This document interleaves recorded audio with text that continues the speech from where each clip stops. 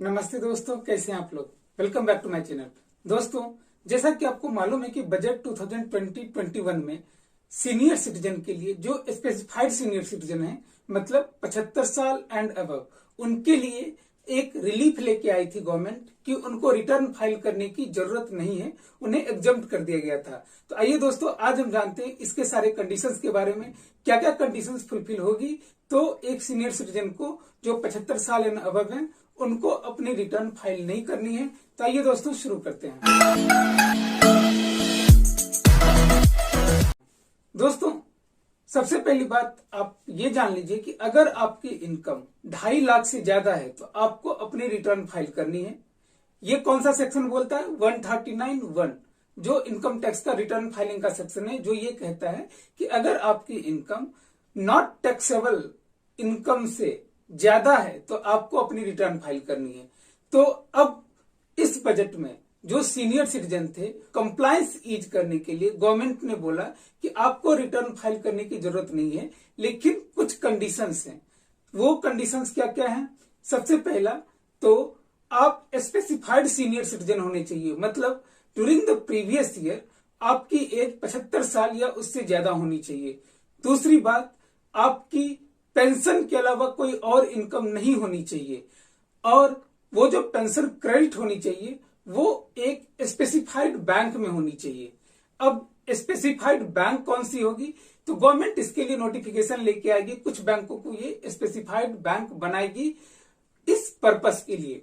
उसके बाद दोस्तों बोला कि अगर आपकी पेंशन इनकम के अलावा कोई और इनकम है तो वो सिर्फ इंटरेस्ट इनकम हो सकती है। जैसे मान लीजिए आपकी एफडी है या फिर आपकी सेविंग अकाउंट है, उसमें इंटरेस्ट का इनकम हो सकता है, लेकिन वो भी आपको कहां से आनी चाहिए? तो जहां आपकी पेंशन ऑलरेडी चल रही है उसी बैंक से आनी चाहिए, किसी दूसरी बैंक से नहीं आनी चाहिए, और वो बैंक भी स्पेसिफाइड बैंक होनी चाहिए। मतलब यहाँ पे दो कंडीशंस हो गई, एक तो बैंक स्पेसिफाइड हो, दूसरी पेंशन भी उसी में आती हो और इंटरेस्ट इनकम भी उसी में आती हो। जब इतनी सारी कंडीशन पूरी हो जाएगी तो आपको एक डिक्लेरेशन देना है एक प्रिस्क्राइब्ड फॉर्मेट में उस बैंक को। अब वो फॉर्मेट कहां से आएगी?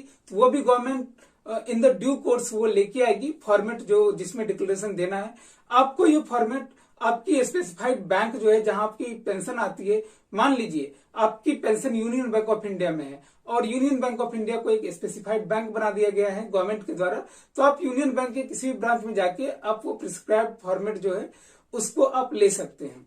अगर आपने ऐसा कर लिया, जो स्पेसिफाइड बैंक है जहां आपकी पेंशन आ रही है और इंटरेस्ट इनकम है, तो वो क्या करेगी? आपका टैक्स कैलकुलेट करेगी, प्लस अंडर सेक्शन 87 में जो रिबेट होता है वो भी कैलकुलेट करेगी, और ये सारा कैलकुलेशन करने के बाद वो आपका टैक्स डिडक्ट करेगी। और टैक्स किस सेक्शन में डिडक्ट करेगी? तो 194P, ये एक नया सेक्शन इंट्रोड्यूस किया है गवर्नमेंट ने बजट 2021-22 में सीनियर सिटीजन को फाइलिंग से एग्जम्पशन देने के लिए। तो अगर इतनी कंडीशंस के बाद अगर स्पेसिफाइड बैंक आपकी टीडीएस डिडक्ट कर लेती है तो आपको रिटर्न फाइल करने की जरूरत नहीं है। अब दोस्तों, अब ये जानने की कोशिश करते हैं किससे कितना बेनिफिट होगा। मतलब आपकी पेंशन आनी चाहिए, तो एक तो सर्टेन पार्ट वहां पे कट हो गया, उसमें से भी पेंशन वहां आनी चाहिए जो स्पेसिफाइड बैंक में हो। ये मोस्टली जितनी भी नेशनलाइज बैंक होंगी या जितने भी प्राइवेट सेक्टर बैंक होंगे, जो मेजर बैंक्स हैं, उन सबको स्पेसिफाइड बैंक गवर्नमेंट बना देगी।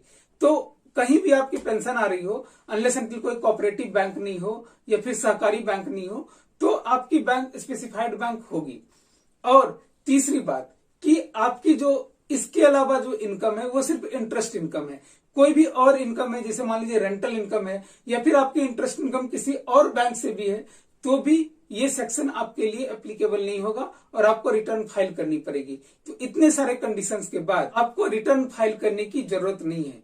दोस्तों, आई होप कि 194P का जो सेक्शन है वो आपको अच्छे से समझ में आया होगा।